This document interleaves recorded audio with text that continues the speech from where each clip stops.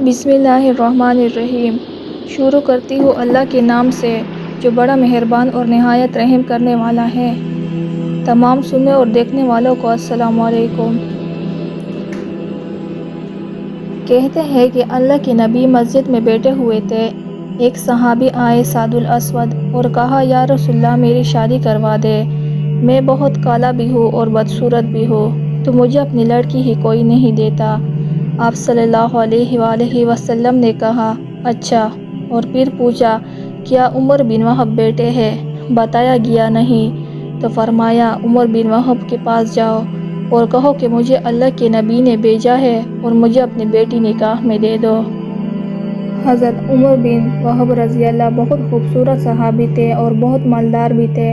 یہ اٹھے اور جا کر ان کے دروازے پر دستک دی اور کہا اللہ کے رسول کا قاصد آیا ہے، باہر آؤ۔ باہر آئے تو دیکھا سعد الاسود رضی اللہ تھے۔ پوچھا کس لیے آئے ہو؟ جواب دیا اللہ کے نبی نے مجھے آپ کے پاس بھیجا ہے کہ اپنی بیٹی میرے نکاح میں دے دو۔ حضرت عمر بن وہب رضی اللہ نے کہا جا جا، تجھے دوں گا اپنی بیٹی، تم غریب کو دوں گا اپنی بیٹی۔ سعد الاسود اسی قدموں کے ساتھ واپس آ گئے، لیکن عمر بن وہب رضی اللہ کی بیٹی نے ساری بات سن لی۔ بیٹی نے حضرت عمر بن وہب رضی اللہ سے کہا ابا جان، آپ نے میرے نبی کی بات کو ٹکرایا ہے، جاؤ جا کر ہاں کر دو، کہیں ایسا نہ ہو کہ ہم تباہ و برباد ہو جائیں۔ آپ نے میری خاطر انکار کیا ہے نا کہ میری بیٹی گزارا کیسے کرے گی؟ آپ جا کر ہاں کر دے، یہ میرے نبی کا حکم ہے، میں گزارا کر لوں گی۔ حضرت عمر بن وہب رضی اللہ مجلس میں آئے تو سعد الاسود پہلے سے مجلس میں آئے بیٹھے تھے۔ اللہ کے نبی نے حضرت عمر بن وہب رضی اللہ کو دیکھا تو کہا عمر بن وہب آپ نے تو ہماری بات ہی ٹکرا دی۔ کہا یا رسول اللہ میں نے نہیں ٹکرائی، میں حاضر ہوں یا رسول اللہ۔ آپ میری بیٹی کا سعد الاسود کے ساتھ نکاح پڑھیے۔ 400 درہم حق مہر طے ہوا۔ آپ نے فرمایا سعد اپنی بیوی کو لے جاؤ۔ کہا یا رسول اللہ پیسے کہاں سے لاؤ؟ میرے پاس تو حق مہر ادا کرنے کے پیسے ہی نہیں ہیں۔ آپ نے فرمایا تم عبد الرحمن بن عوف کے پاس جاؤ اور ان سے کہو کہ اللہ کی نبی نے مجھے بھیجا ہے اور وہ تمہارا کام کر دیں گے۔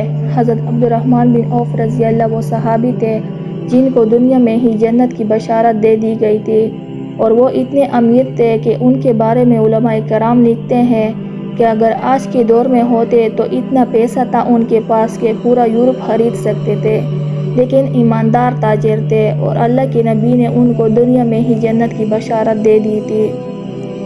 حضرت سعد رضی اللہ ان کے پاس گئے، اللہ کے نبی کا پیغام پہنچایا تو انہوں نے رقم کا بندوبست کر دیا اور 400 درہم سے زیادہ پیسے جمع ہو گئے۔ حضرت سعد رضی اللہ نے سوچا 400 درہم تو بیوی کو حق مہر دوں گا، باقی میں بیوی کے لیے کچھ تحائف لے لیتا ہوں، اور وہ بازار چلے گئے۔ بازار میں داخل ہوئے تو اتنے میں اعلان ہوا کہ مدینے پر کچھ بدوؤں نے حملہ کر دیا ہے۔ جیسے ان کے کان میں آواز پڑی کہ مسلمانوں آؤ دفاع کرنے کے لیے، تو بیوی کے تحائف کا خیال ترک کیا، ایک گھوڑا اور تلوار خریدی اور لشکر میں گھس گئے۔ لڑتے لڑتے ان کا گھوڑا زخمی ہو کر نیچے گرا اور بدوؤں نے ان پر حملہ کر دیا تو اچانک دور سے اللہ کے نبی کی حضرت سعد رضی اللہ پر نظر پڑی تو لپکے سعد تم یہاں کیا کر رہے ہو؟ تمہیں تو میں نے تمہاری بیوی کے پاس بھیجا تھا۔ تب تک سعد الاسود شہید ہو چکے تھے۔ اللہ کے نبی حضرت سعد رضی اللہ کی طرف لپکے، حضرت سعد رضی اللہ کے سر کو اپنی جھولی مبارک میں رکھ دیا اور آپ کی آنکھوں سے آنسو نکل کے سعد رضی اللہ کے چہرے پر پڑ رہے تھے، اور اللہ کے نبی پیار سے کہنے لگے سعد تو کتنا پیارا ہے، تو کتنا خوبصورت ہے، تو کتنا خوشبودار ہے۔ پھر آپ صلی اللہ مسکرائے اور فرمایا رب کعبہ کی قسم حضرت سعد رضی اللہ حوض کوثر پر پہنچ گیا ہے۔ ایک صحابی نے پوچھا یا رسول اللہ ابھی آپ رو رہے تھے اور پھر آپ اچانک مسکرا پڑے، سمجھ میں نہیں آیا۔ اللہ کے نبی نے فرمایا کہ میں رو حضرت سعد رضی اللہ کی جدائی میں رہا تھا اور مسکرایا اس لیے کہ مجھے حضرت سعد رضی اللہ کی جنت میں عالی شان محلات نظر آئے۔ سبحان اللہ۔ اگر ویڈیو پسند آئی ہو تو لائک اور سبسکرائب کرنا نہ بھولیے گا۔ اللہ حافظ۔